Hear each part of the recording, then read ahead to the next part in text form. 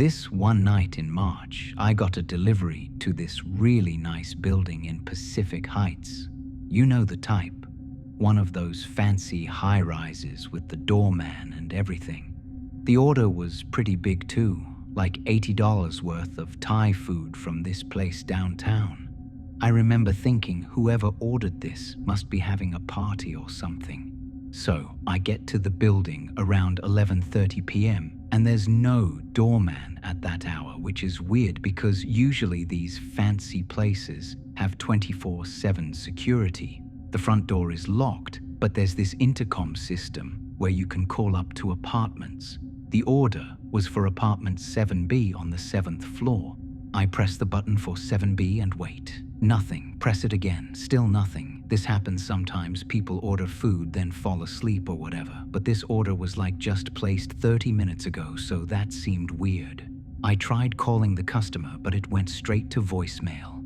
I was about to leave when this guy comes walking up to the building. He's maybe in his 30s, white guy, kind of thin, wearing a hoodie and jeans. He looks pretty normal except his eyes seemed really wide, and he was walking kind of fast and jerky, if that makes sense. Like he was in a hurry but also not really coordinated. He goes, "Oh, hey, are you delivering to 7B?" And I'm like, "Yeah, but nobody's answering." He says, "Yeah, that's my neighbor. She probably can't hear the buzzer. Her TV is always super loud. I can let you up."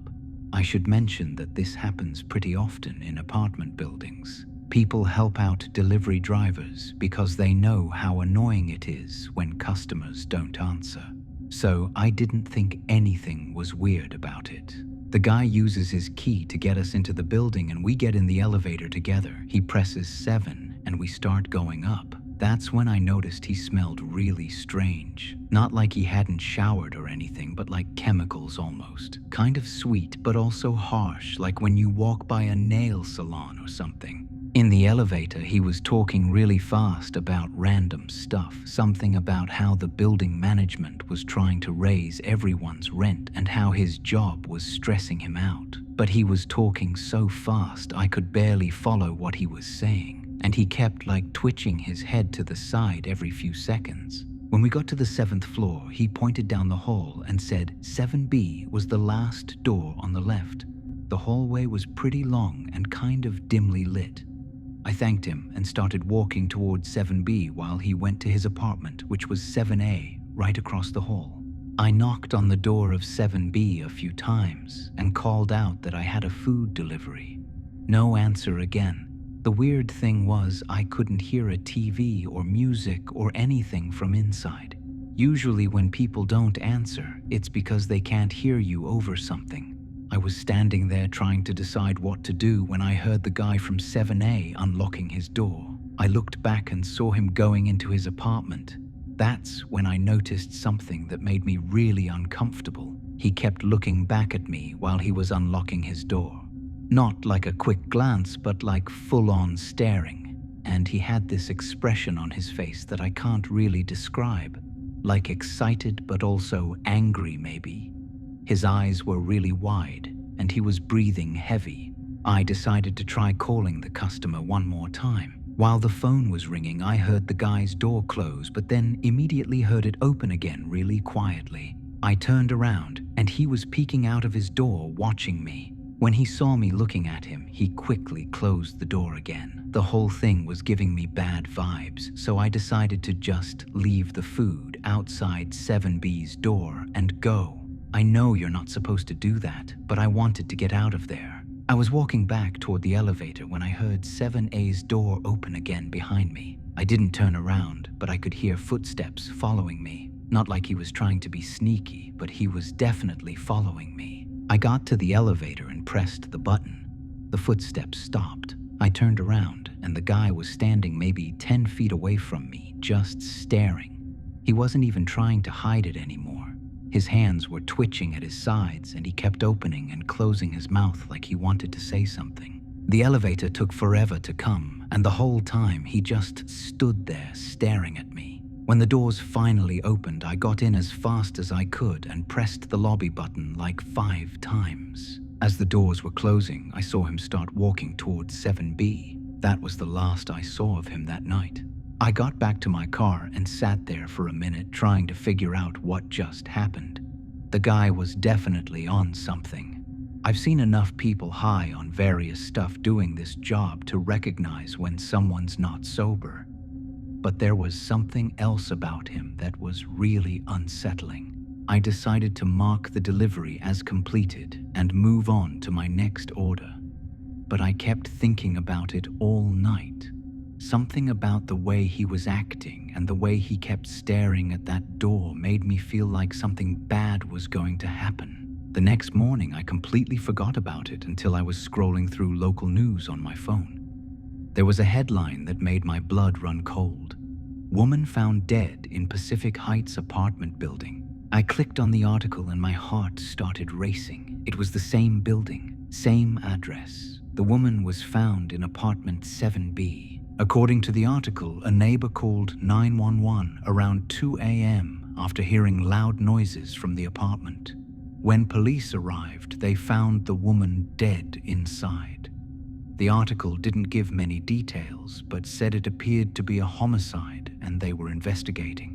I immediately called the police and told them I had been at the building the night before and might have information. They took my statement over the phone first, then asked me to come in. When I got to the police station, they had me talk to a detective. I told him everything I just told you guys, about the delivery, about the guy from 7A helping me get into the building, about how he was acting strange and kept watching me. The detective asked me a bunch of questions about what the guy looked like and how he was behaving. He seemed really interested when I mentioned the chemical smell and the twitching and fast talking. A few hours later, they called me back and asked if I could look at some photos. They showed me a bunch of mugshots, and I immediately recognized the guy from 7A. Turns out his name was Marcus something, and he had been arrested. The detective told me they had reviewed the building's security cameras and saw me entering with Marcus around 11:30 p.m. The cameras also showed Marcus going back to 7B's door about 10 minutes after I left around midnight. What happened next is really messed up. According to the detective, Marcus had broken into 7B sometime after I left. The woman who lived there, her name was Jennifer, had apparently just gotten home from work. She worked late shifts at a hospital. The detective said Marcus was high on something called K2 or spice, which is like synthetic marijuana but way more dangerous. People on that stuff can become really violent and unpredictable. Sometimes they have like psychotic episodes. Marcus apparently forced his way into Jennifer's apartment and attacked her. The detective didn't give me all the details but said she fought back, and that's what the neighbors heard around 2 a.m. By the time police got there, it was too late. They arrested Marcus that morning. Apparently he was found in his own apartment, still high and covered in blood. The detective said he was talking nonsense and claiming he didn't remember anything. I had to go to court a few months later to testify about what I saw that night. It was really hard because Jennifer's family was there, and I kept thinking about how I was probably one of the last people to see her alive, even though I never actually saw her. Marcus's lawyer tried to argue that he wasn't responsible because of the drugs, but the prosecutor said that didn't matter. They had video evidence of him entering her apartment and physical evidence linking him to the crime. In the end, Marcus pled guilty to second-degree murder. He got sentenced to 25 years to life. During the sentencing hearing, he apologized to Jennifer's family and said he didn't remember what happened but knew he was responsible. The whole thing really messed with my head for a while. I kept thinking about what if I had knocked harder on Jennifer's door, or what if I had called the police when Marcus was acting weird. Maybe if I had done something different, she would still be alive. My therapist says that's survivor guilt and that there was no way I could have known what was going to happen. She's probably right, but it's still hard not to think about. I also kept thinking about how normal Marcus seemed at first. Like, if you had just seen him on the street, you wouldn't think anything was wrong. But up close, you could tell he was really messed up on something. It made me realize how you never really know what people are capable of. The worst part is thinking about Jennifer. She was only 28 years old and worked as a nurse. According to the news articles, she had just moved to San Francisco a few months before. She was probably just trying to get some dinner after a long shift at work, and this psycho neighbor decided to break into her apartment and kill her. I still do deliveries, but I'm way more careful now. If someone's acting weird or if a situation feels off, I just leave. It's not worth the risk. Most of the time when people don't answer their door, it's because they fell asleep or forgot they ordered food. But sometimes it's because something bad happened. I also always tell other delivery drivers to trust their instincts. If something feels wrong, it probably is. Don't worry about completing the delivery if you feel unsafe. No amount of money is worth your life. The building where it happened has new management now, and they installed more security cameras. But I still won't take deliveries there. Every time I drive by that street, I think about that night and about Jennifer. I never found out if she actually ordered that food or if Marcus somehow placed the order to get someone to come to the building. The police never told me, and I didn't want to ask, but it's something I think about sometimes.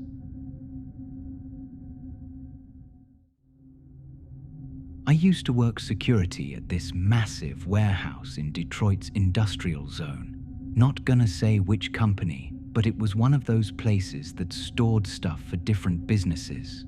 The building was huge, probably took up 2 city blocks, and had these really high ceilings. During the day, there'd be trucks coming and going, forklifts moving around, workers everywhere. But at night, it was just me and maybe one other guard. The job was pretty easy money. Mostly, I just sat in the security office watching cameras and doing rounds every few hours. The office was on the 2nd floor and had this wall of monitors showing feeds from like 30 different cameras all around the building. Some showed the loading docks, some showed the main warehouse floor, and others showed the perimeter outside. I'd been working there for about 8 months when this happened. It was a Tuesday night in February, super cold outside. Snow was coming down pretty hard, and the wind was making these weird noises against the metal siding of the building. I was doing my usual thing, checking the monitors, playing games on my phone, drinking way too much coffee. Around 2 a.m., I noticed something on monitor 12. That camera covered the back of the building where there was this service door that hardly anyone used. The door looked like it was open just a crack, not wide open or anything, just enough that you could see a dark line where it should have been closed tight. At first I figured it was just the wind. These old buildings settle weird and sometimes doors don't close all the way. But I kept watching it and it bugged me. Company policy was all exterior doors had to be secured at night. Plus, with the snow and cold, an open door would let in moisture and mess with the temperature control for some of the stored products. I thought about going down there to check it out, but honestly, I was being lazy. It was warm in the office and I didn't want to walk all the way across the warehouse and down the stairs just to close a door that might already be closed. So I kept watching the monitor and doing other stuff. Maybe 20 minutes later, I looked back at monitor 12 and the door was definitely open more than before, like someone had pushed it wider. Now I could see what looked like footprints in the snow leading up to the door. My heart started beating faster because this wasn't just wind anymore. I grabbed my flashlight and radio and headed downstairs. The warehouse at night was creepy as hell even when nothing was wrong. All these tall shelves casting shadows, equipment covered in tarps, weird echoes when you walked.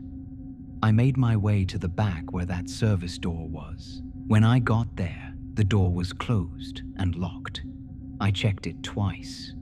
The deadbolt was engaged and the handle wouldn't turn. I used my flashlight to look at the snow outside through the little window in the door. There were definitely footprints, but they were already getting covered by new snow, so I couldn't tell how fresh they were.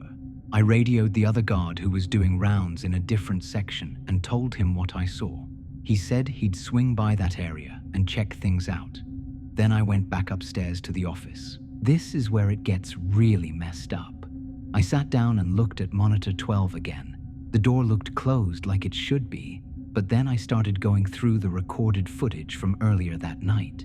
The security system kept digital recordings of all the cameras for 30 days. I rewound to around 1:30 a.m. and started watching in fast forward. At first, everything looked normal. Snow falling, empty parking lot, closed door. Then at 1:47 a.m., I saw a figure walk up to the door. It was hard to make out details because of the snow and the camera angle, but it looked like a man in dark clothes. He did something at the door, maybe unlocked it or picked the lock, and went inside. I kept watching, and about 15 minutes later, he came back out. But he wasn't alone. He was dragging something heavy. At first, I thought maybe it was a big box or some equipment he was stealing. But the way he was moving, the way the thing was shaped, it looked like a person. I felt sick to my stomach. I rewound and watched it again in slow motion. The guy was average height, wearing a dark coat and hat. The thing he was dragging was definitely person-shaped, like someone who was unconscious or worse. I immediately called 911 and then called my supervisor. The cops showed up in like 10 minutes. I showed them the footage and they called for backup and detectives. Pretty soon there were like 15 cops at the warehouse going through everything. They found where the guy had gotten in. Turns out the lock on that service door was broken. Looked like someone had messed with it maybe days or weeks earlier. The door would look closed and locked from the outside, but you could actually push it open if you knew how. The cops spent hours going through the warehouse with dogs and everything. Finally, around 6 a.m., they found what they were looking for.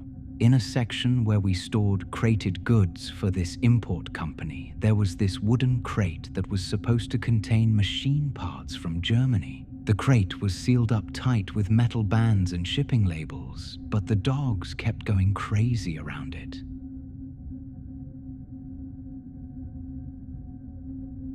When they opened it up, there was a woman's body inside. I didn't see her myself, but I heard the cops talking. She was young, maybe mid-20s. She'd been beaten pretty bad and then strangled. The medical examiner said she'd probably been dead for less than 24 hours. The detectives started going through the security footage from all the cameras, not just the one I'd seen. They tracked the guy's movements through the building. He knew exactly where he was going, like he'd been there before. He went straight to that section with the crates, found one that was the right size, opened it up, dumped out the machine parts, and put the woman's body inside. Then he sealed it back up and put new shipping labels on it. The scary part was how prepared he was. He had tools, new labels, even a forklift to move the crate to a different spot so it would look like it belonged there. If I hadn't noticed that door, the crate would have been shipped to Germany in a few days and nobody would have found her body for weeks, or maybe never. It took the cops about a week to figure out who the guy was. They showed me still frames from the security footage and asked if I recognized him. I didn't, but they also showed the pictures to other employees. One of the day shift supervisors thought he looked familiar. Turns out the guy was named Marcus something. He lived in the same apartment building as the woman who got killed.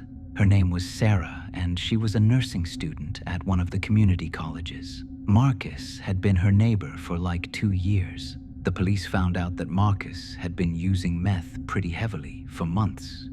His family said he'd been acting paranoid and crazy, talking about people following him and weird conspiracy theories. The night he killed Sarah, he'd been up for like 3 days straight smoking meth. What happened was Sarah had complained to the landlord about noise coming from Marcus's apartment. She'd also called the cops on him a few times for playing music too loud and yelling at all hours. According to the police report, she'd gone to his door that night to ask him to keep it down because she had an exam the next morning. Marcus was so high and paranoid that he thought Sarah was part of some plot against him.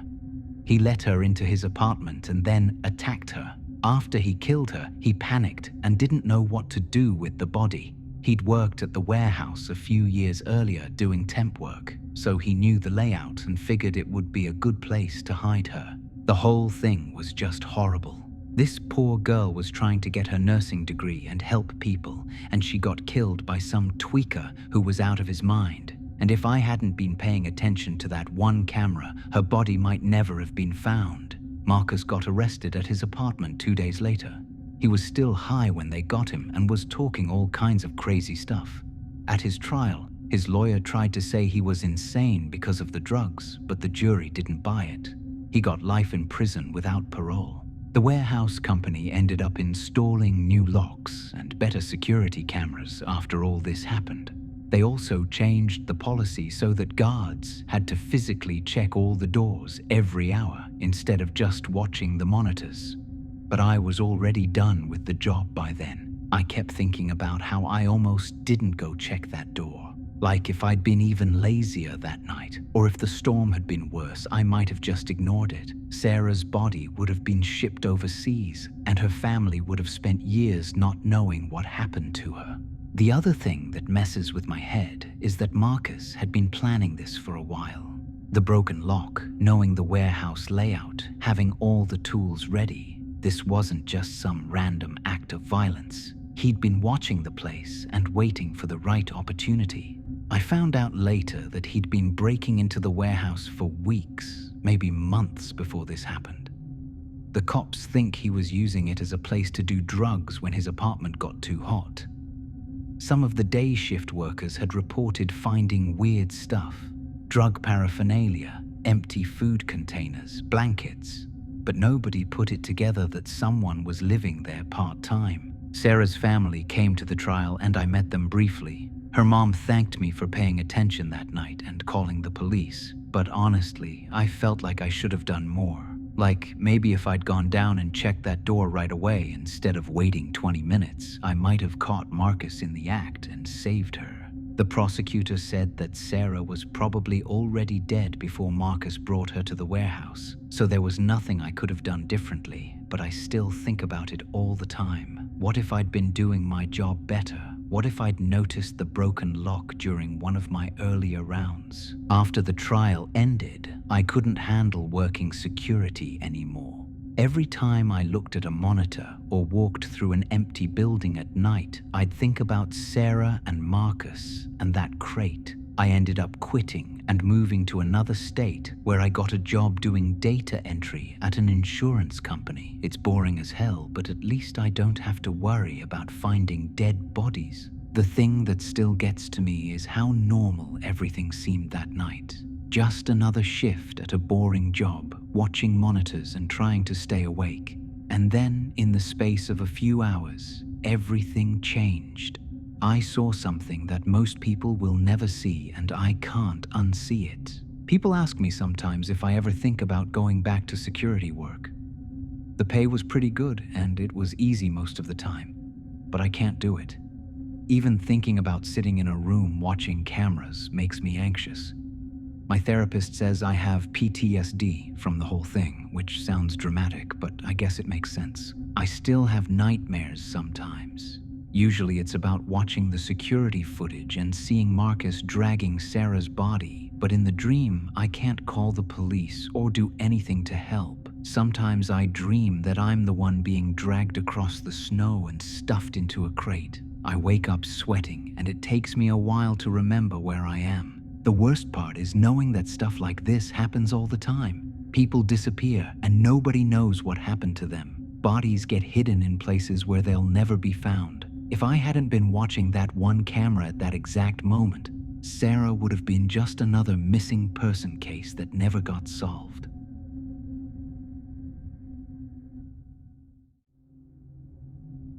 I was driving back from my cousin's wedding in Sacramento to my place in Denver. It was like a 12-hour drive, and I was already pretty beat by the time I hit Nevada. I'd been driving for about 10 hours straight with just a couple quick stops for food and bathroom breaks. It was around 2 a.m., and I was getting that tired feeling where your eyes start burning and you know you shouldn't be driving anymore. I was on this really lonely stretch of highway. I think it was Route 50, but I'm not 100% sure. There was literally nothing around for miles, just desert and scrub brush and the occasional truck going the other way. My gas gauge was getting pretty low, and I was starting to worry I might run out of gas in the middle of nowhere. Then I saw this sign for a gas station coming up in like 5 miles. I was so relieved because I really didn't want to get stranded out there. The sign was one of those old beat-up ones that looked like it had been there forever. It just said, "Last Chance Gas," with an arrow pointing right. When I pulled off the highway, it was this tiny little exit that led to what looked like the middle of nowhere. The gas station was this old run-down place that looked like it was from the 80s or something. There were only 2 pumps, and they were those really old ones that don't take credit cards at the pump. The building was small and had this flickering neon sign that said "Open," but half the letters were burned out. There was only one other car there when I pulled up. It was this beat-up sedan parked kind of crooked near the building. I parked at the pump furthest from it and got out. The place was super quiet except for the humming of the fluorescent lights and some generator noise coming from behind the building. I started pumping gas, and that's when I noticed there was this camper trailer parked behind the building. It was one of those small travel trailers that people pull behind their trucks. It looked like someone was living in it because there were clothes hanging on a line next to it and some camping chairs set up outside. The guy who worked at the gas station came out while I was pumping. He was this older guy, maybe in his 60s, with a long gray beard and a baseball cap. He seemed pretty friendly and we started talking. I told him I was driving cross-country, and he said he got a lot of people stopping through on long trips. He mentioned that he lived in the trailer behind the building because he couldn't afford to rent a place in town. The nearest town was like 40 miles away, and he said the gas station owner let him stay there in exchange for working nights. He seemed like a nice enough guy, just down on his luck. While we were talking, this woman came out of the building. She looked to be in her 30s, maybe, with blonde hair that was kind of messy. She was wearing jeans and a tank top, and she looked really tired. She went over to the beat-up sedan and started pumping gas. The old guy, I think he said his name was Frank, he waved at her and said something like, "Drive safe out there," but she didn't really respond. She just kind of nodded and kept pumping her gas. Frank told me she'd been driving around for hours, stopping every little while to get gas or use the bathroom. He said she seemed really stressed about something. I finished pumping and went inside to pay. The place was tiny inside, just a few aisles of snacks and drinks, and a counter with a register. There was this younger guy behind the counter, maybe in his 20s, who looked like he was half asleep. He rang me up, and I bought a coffee and some beef jerky for the road.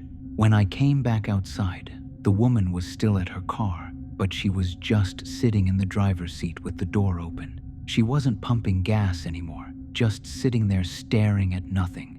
Frank was over by his trailer doing something with his camping gear. I was about to get back in my car when Frank called out to me. He asked if I was planning to drive all night, and I said yeah, I wanted to get home. He told me to be careful because there had been some weird stuff happening on the highway lately. He said there were rumors about people selling bad drugs to truckers and travelers, stuff that was making people act crazy. I didn't think much of it at the time. I mean, you hear stories like that all the time about sketchy stuff happening on remote highways. I thanked him and got back in my car. As I was pulling out, I looked back and saw that the woman was still just sitting in her car with the door open. Frank was walking over toward her, probably to check if she was okay. I thought about stopping, but I was really tired and just wanted to get home. I drove for maybe another hour before I had to pull over at a rest stop to take a nap. I was just too tired to keep going safely. I slept in my car for like 3 hours until the sun came up. When I woke up, I started driving again, and I was listening to the radio. There was this news report about a woman who had been found dead at a gas station on Route 50. They said she was found behind the building and that it looked like she had overdosed on something. I got this really sick feeling in my stomach because I knew it had to be the same gas station. I mean, how many gas stations could there be on that stretch of highway? I tried to tell myself it was probably a coincidence, but I couldn't shake the feeling that it was the same woman I had seen. I called the police when I got home and told them about stopping at the gas station.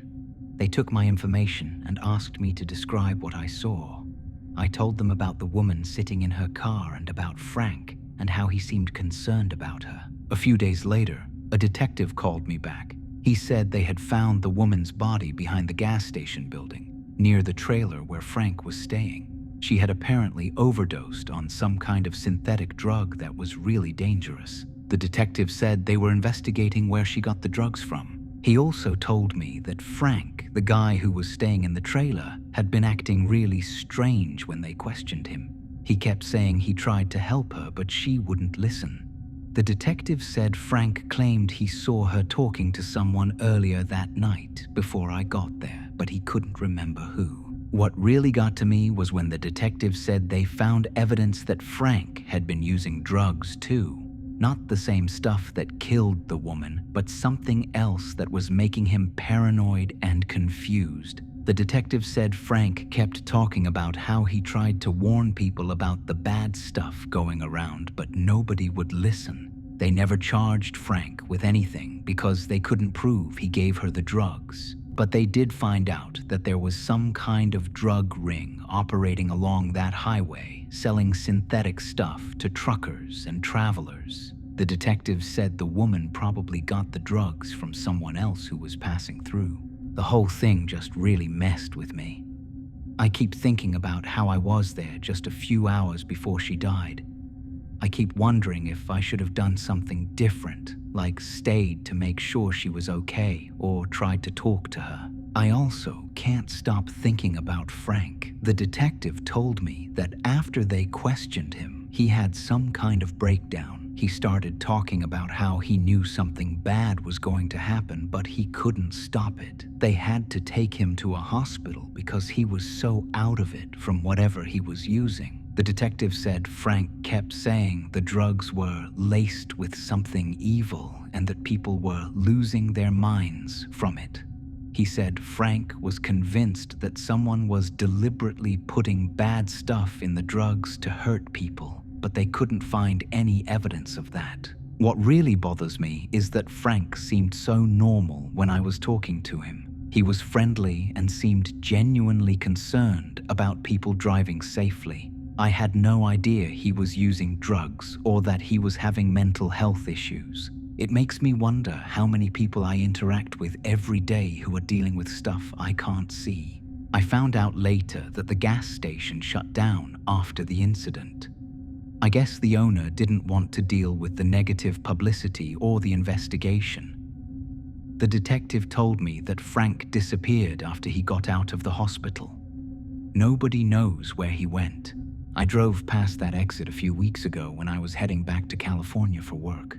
The gas station is still there, but it's all boarded up now. There's no sign of the trailer or any of Frank's stuff. It just looks abandoned and creepy. I keep thinking about that woman and what her last few hours must have been like. The detective said she had been driving around for most of the night, stopping at different places. He said she seemed to be looking for something or someone, but they never figured out what. Her family said she had been clean from drugs for over a year and they had no idea why she would have used again. They said she had been acting strange for a few weeks before she died, like she was worried about something but wouldn't tell anyone what it was. The detective said they think she might have been trying to buy drugs for someone else, maybe someone who was threatening her, but they never found any evidence of that either. It's just one of those cases where there are too many unanswered questions. I still feel guilty about not doing more to help her that night. I know there probably wasn't anything I could have done, but I can't shake the feeling that I should have tried.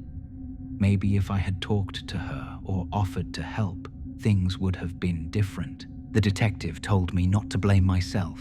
He said these kinds of situations happen all the time on remote highways where people are vulnerable and there are people who take advantage of that. He said the drug problem in rural areas is getting worse and that a lot of people are struggling with addiction and mental health issues.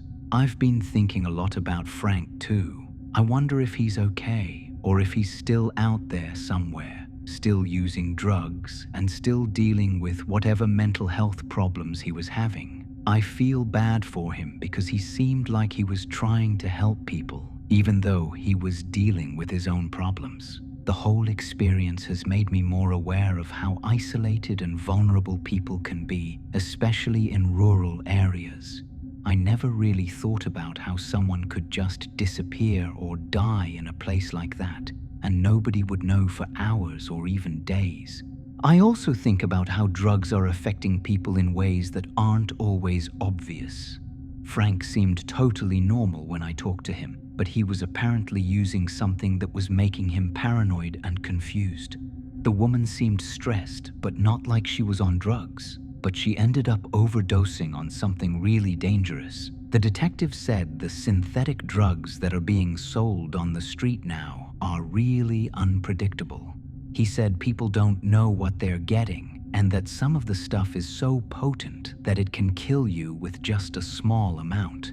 He said a lot of people are dying from drugs that they thought were something else. I've been following the news about the drug ring that was operating on that highway.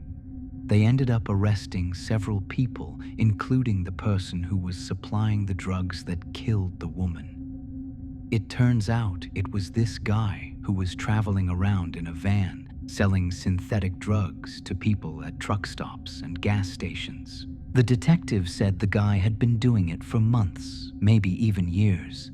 He would target people who looked vulnerable or desperate and sell them drugs that were way more potent than what they were expecting. The woman who died apparently bought the drugs from him earlier that night before I got to the gas station. What's really messed up is that the guy knew the drugs were dangerous. The detective said they found evidence that he was deliberately selling drugs that were laced with other chemicals to make them more potent. He was basically poisoning people for money. The guy got charged with murder because they could prove that he knew the drugs were likely to kill people. The detective said he'll probably spend the rest of his life in prison, which is what he deserves. But knowing that doesn't make me feel much better about the whole situation. That woman is still dead, and Frank is still out there somewhere dealing with his own problems. And there are probably other people who got hurt by the same drug ring that we'll never know about.